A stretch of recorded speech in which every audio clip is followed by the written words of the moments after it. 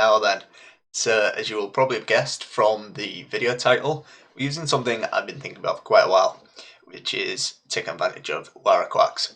So this is the list. I'm apologising ahead of time, I know it's more unitless stuff, but this is the deck it works in. There's not too much to say beyond that, it just really works. And this is because, we're basically doing the same thing that Unitless wants to do, super heavy control, deal with what our opponent's trying to do. And the reason why this is so effective is if you consider what people are kind of incentivized to build the decks like at the moment, just because of how the game is set up with the polarization of provisions, what we kind of see is a lot of decks are really heavily inclined towards these linchpin kind of top end provision cards that are kind of the make or break part of the deck. And what this means is with your Ihuarraquax, you can pull it out in round 1 and they lose access to a really key part of their game plan. So all you have to do is look at any of the lists you're playing against on ladder and you'll see what I mean. So Ihuarraquax has the potential to pull Iced. If it doesn't get Iced, it can get Herald. It can get a Gezrus. It can pull a Cleaver, a Jox. It can pull an Erden. It can pull a Yennefer. The list goes on and on and on. Against traps, it can pull Eldain. Like, there's so many matchups where this is game winning. And of course, at best to last, it can pull Lippy. And I think now I've got 4 wins just doing that. Just straight up forfeits, round 1. Pull Lippy out. They've done all the thinning. They've got nothing left going forwards. And it's super satisfying. And the way we've kind of built this is the card that Ihuarraquax will pull is either Villain Trendmirth or Madoc. So we make sure we've used a bomb before, so Madoc's not in deck anymore. So it's always Villain Trendmirth. Now, this isn't a common card to see on ladder by any means. So if you don't know what it does, at the end of the turn after you play it, it will destroy the unit with the highest power. And so this really gives us no drawback to playing Ihuarraquax. Because if the unit from your opponent's side is like super tall, really doesn't matter. Villain Trendmirth will kill it. And we've not lost anything. You've just killed one of their strongest cards. And if it pulls something like an Erden, then it's a 2-point card you pulled out without the deploy effect. It's a win right there. And yeah, it's been doing incredibly well. I will show on the other side, not on this side, sorry. This is a selection of games. So when I built this, I hadn't played for a few days, a bit outdated, but this was the first 15 or so games I played. Just I think I'm bullshitting on the win rates. It's been doing really well, and I don't think there's much more I can say beyond that.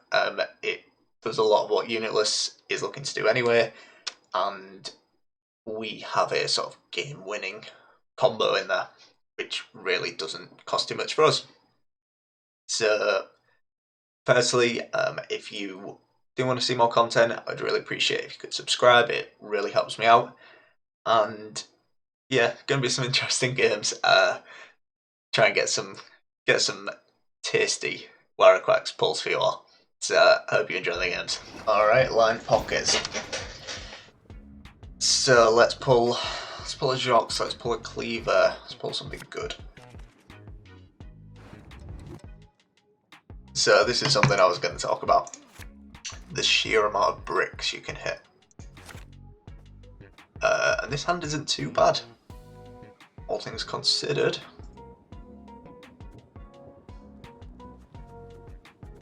So we will probably, because they're going first, we'll just play a Demeterian Bomb. Get out our Madoc. See how big this is. Fun. We maybe just go Skirmisher. Maybe look to get the thinning done. Don't expect to win this round, but if we do, that would be very nice. Very nice indeed.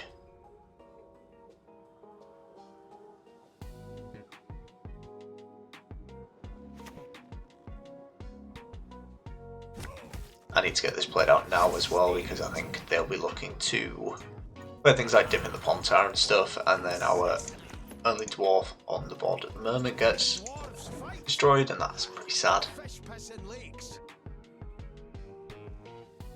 The plus side, Villain Tremor has a target. That's some very good targets actually.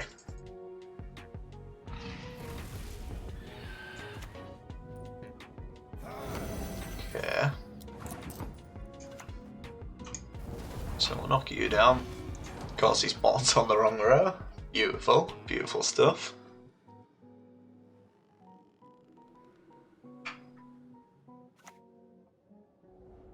That is obviously very fine with me.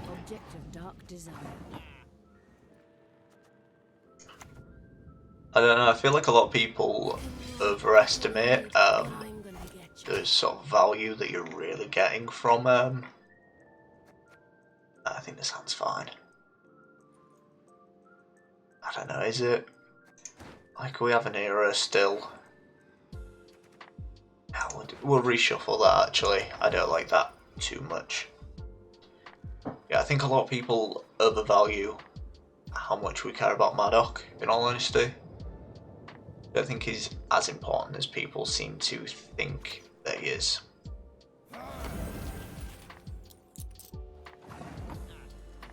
We'll do it now. I don't think Villain Tremor survives here. But Jox is gone. He does stick. And we're 6 points away, and we can just play. I don't know. We're an error for something probably.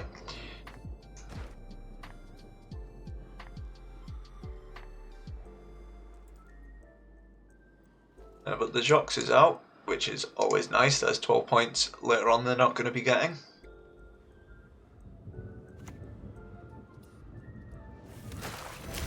Wow. Wow. So 11. So 22, 21 total, sorry. Bring on to 47. So we're always in reach with Curse. I think actually we just go super heavy on the thinning here, to be honest.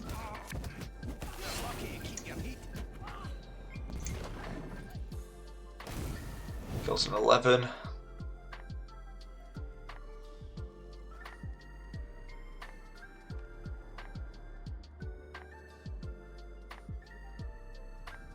If they play something like... Fair enough. I'm happy to trade that off. With a hand like this, I mean, honestly, we'd maybe just play in, to be honest. I don't know. It's never really a good idea, is it, to go for a 2-0? It's very tempting. How many crimes did they play? Let's have a look. 1, 2, 3, 4. So there are 2 more crimes left in hand. Get rid of you. Get rid of you. I think we go for it here. Just because, like, going to another round really doesn't give us a whole lot more power. Now that they've taken our Madoc. It's because bombs are basically like 4-point cards. Should have kept the Northern Wind actually, thinking about it.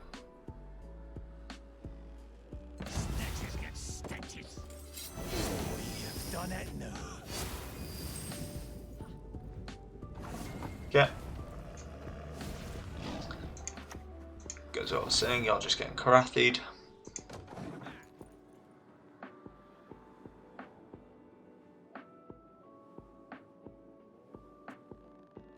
And we'll just play the Pyrotech. We maybe just go like absolute balls to the wall with these two. You know, chuck down the Pyrotech, see what they do about it. Use like a couple of leader pings, take off the shields. Pyrotech to hit 1. Matrim bomb to damage the other, use leader, all that fun stuff. Plays a board, they really struggle to get stuff on. Or we just kill that. Really unfortunate that that spawned there. But we play this out. Play this one out.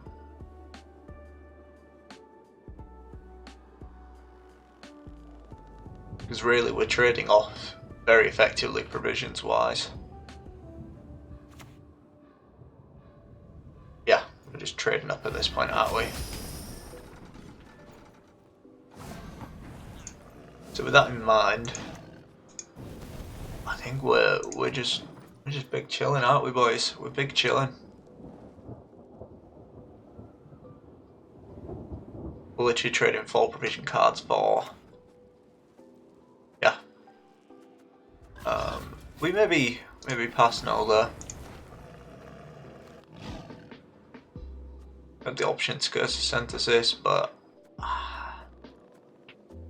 question is this card worth more or less than what's left? As I think they're probably just down to crimes. At this point, I'm obviously very scared of a Sea Jackal because we are out of our tor removal kind of stuff. I mean, arguably maybe playing to synthesis in the round 1 instead of the Curse of Corruption might have been the play, but we'll see. Yeah, this is fine. Hand doesn't get any better. Got 4-point cards and then things we do not want out of our deck. Yeah, I will just snap off a kill onto a Sea Jackal if they don't play it at 9. I think it'll be a misplay if they play it before they can get it up to 10 points.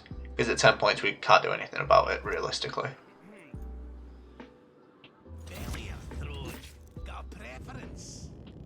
Wow. Really out of cards then, I guess.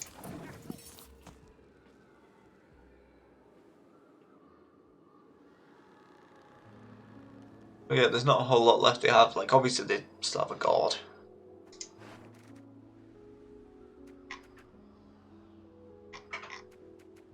And this sort of list leads me to believe that they don't have poisons. Probably don't have Triss or like a Karathi, anything like that.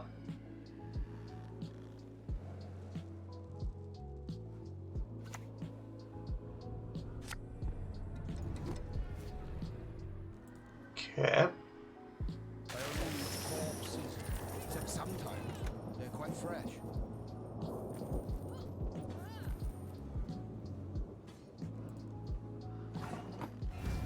That was a mistake.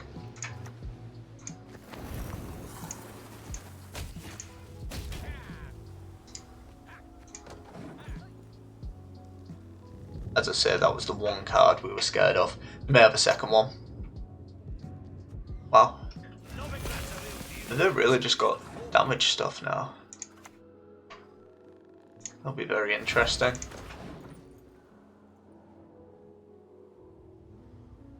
I mean, they could still be running poisons, but I think after seeing what they have, I'm almost certain they're running the list that just doesn't have access to that stuff. It would make sense to Northern Wind that, but we want an option for our leader. I'm happy that they can, you know, maybe pull it back out to get our... Yeah. So the last card could be a Jackal, which would be pretty sad, obviously. But it is what it is. We put this here on the off chance it's an Igni. Could also be an Erden friend, which would just be sad, but we'll see how this one goes. You know what I mean, man? You know what I mean? Our bombs were literally worth 4 points. Didn't matter. Did not matter. Please say this is Vi. If this is Vi, we just win. It's so funny. Oh, can we at least get Ihuarraquax in hand? One time. One time. One time.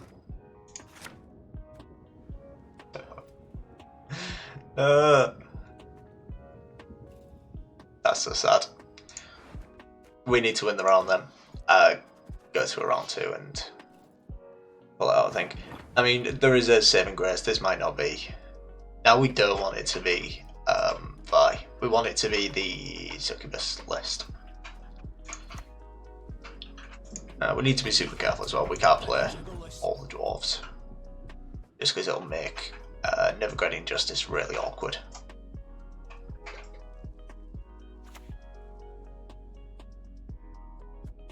What I wouldn't do for a... what do you call it, bomb? It does beg the question, what are we even playing? Probably just Maxi. Wow. Wow. I think that says all that needs to be said about draw RNG, to be honest. My goodness.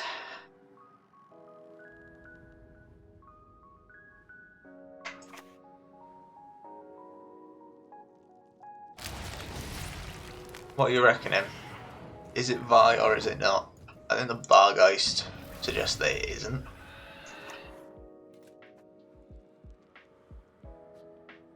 I mean, I could be wrong. I could be wrong.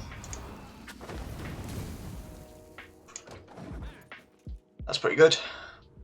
We have dominance here, so Bargeist isn't that great from.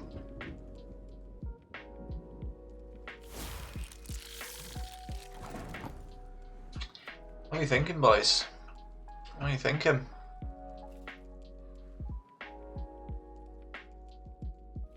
Is it Vi or is it not? It's going to be so horrible if they play Ihuarraquax as well. Because it just pulls ours. But I think a hand like this we just have to pass. Just have to pass in this situation. I don't get my head. Okay, it's Vi.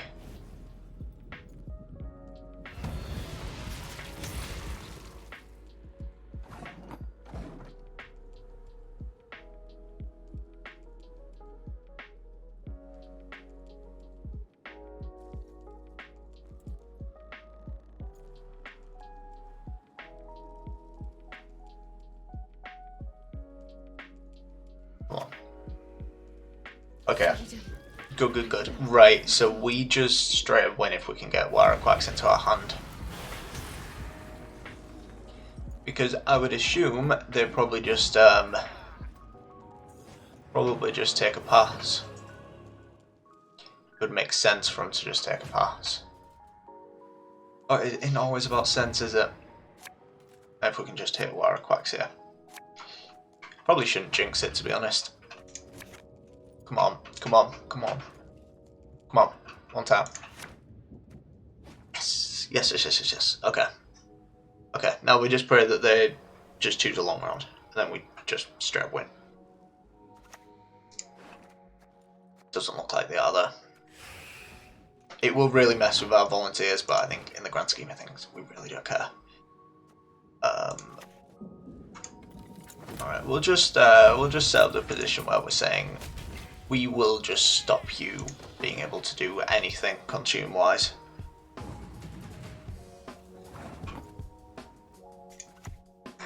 Oh boys, I was literally hoping we'd get a bye matchup. We're the best regiment in the whole plowing north. Feels so good, man. Feels so good.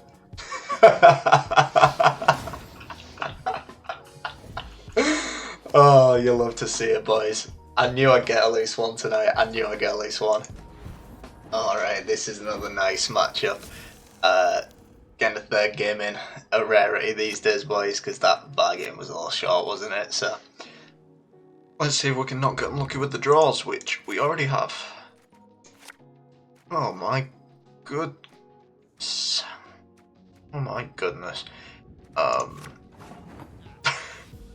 This hand is just shocking. Passing on 10 an option. Literally the only proactive play we have. Could have played like Nevergrandian Justice, but yeah.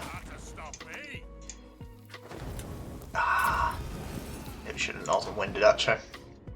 I think I'm just tilted after those abysmal draws, which is obviously the downside to having this many bricks, having like double sentinels, double volunteers, villain, Baddock. Well, cards we don't really want to be drawing. Which the pros of that is that like if you can get out of round 1, you have that much thinning through those kind of cards, you always hit the really good stuff. But obviously the cons to that is kind of games like this where it doesn't work out all that great for you. But we'll make do. We will make do. I'd be happy enough to just pass, in all honesty here. Reasons for the feeble of heart. I feel like everyone's playing the long-ship variant at the moment, which I think I'm fine with. 13. He's put 5.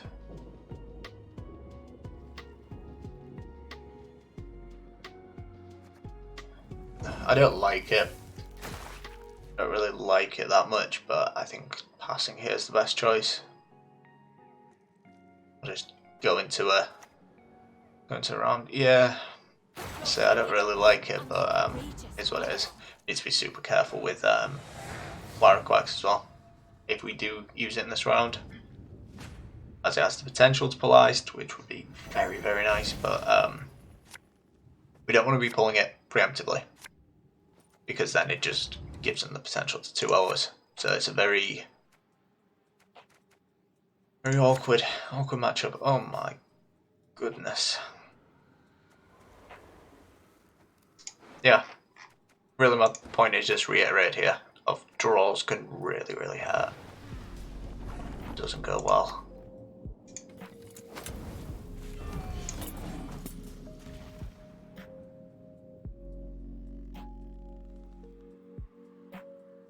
Might be like our last play or something.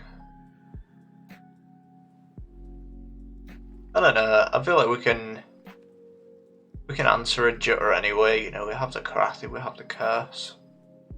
Just this hand is just not playable. This is a hand I'd be like pretty happy with later on. It's just in this position, there's nothing we can do.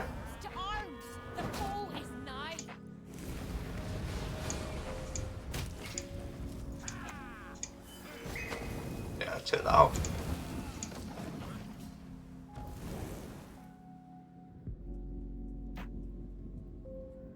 There's also the very small chance that we get out of this game a card up.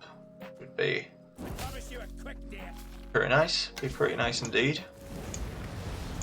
Get out of this round even, not this game. But we can see. We can see.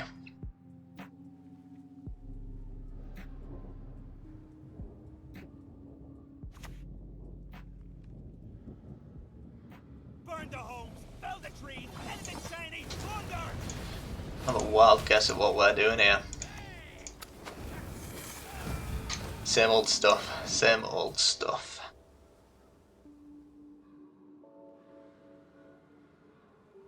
We probably just play the Maxi next, unless there's something we're pretty happy to curse. We can see. Plans. On for a 6. Resist the Jarl's will, and that's how we'll end you. Do I want to cast that?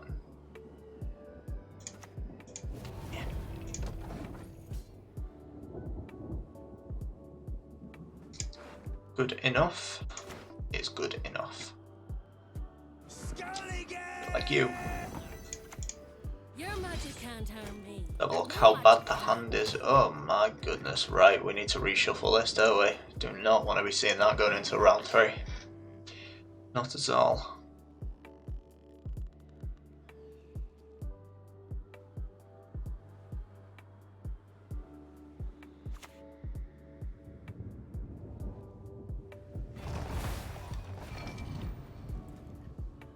Need a hand? Just chop one off.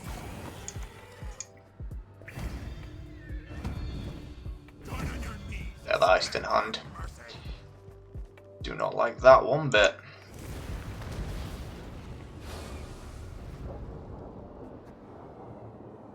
This gives him a pass. No, it doesn't. No, because villain's a card. They don't actually get the pass.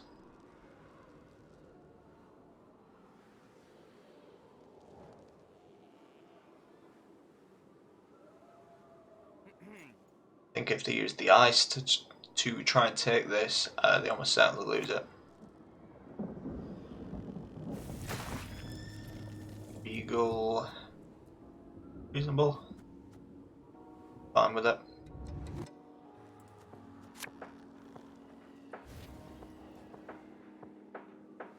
What's 3 hours ago? A pinprick! That's what!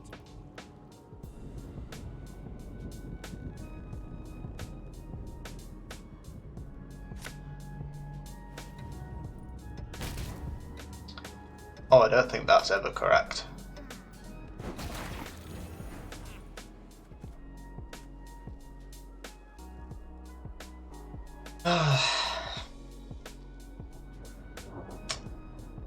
What do we do here? What's that last card? Can't figure it out. Yalmar? Yeah, let's remove you. Like, it could be iced.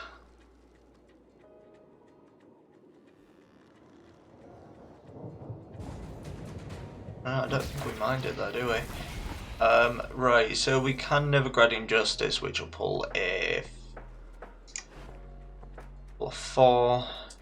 No, it can pull a 3, 6, 7, 6, 8, 9, 6, 15. Yeah, that's fine. Obviously, very awkward. Using never grant injustice just like this, but sometimes it has to be done. Yeah, not ideal. Obviously getting the Herald out is really nice. And they use the leader without iced. That could be iced in hand. I think considering they won't really set the bloodthirst, it might not be doing a whole lot. And we're just not drawing today, are we? Okay, that's a lot better. That is a lot better. An Aeromancy must, no joke, be like, it's either our last or our second to last card, and that's after we've thinned out the Sentinels as well, so that's really annoying. But it is what it is. It is what it is. Last card might be a Hjalmar, maybe? I don't know. Do not know. Kill the sons! Steal the lasses!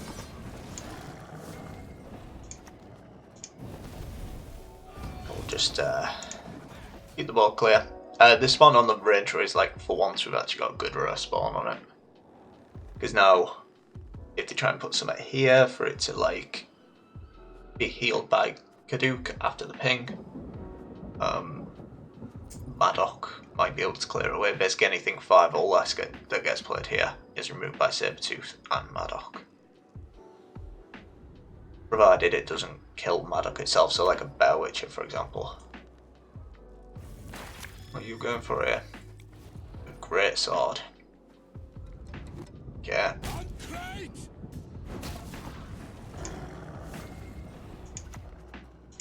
We will not be triggering this at all.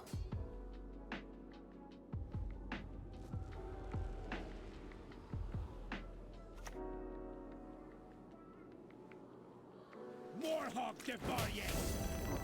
Cool.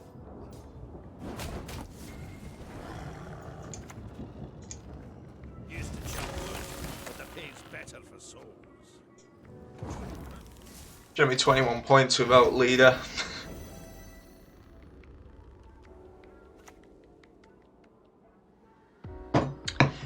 Yeah, no. It's not happening, Chief. You're not getting away with that. So yeah, I'll leave it there, boys.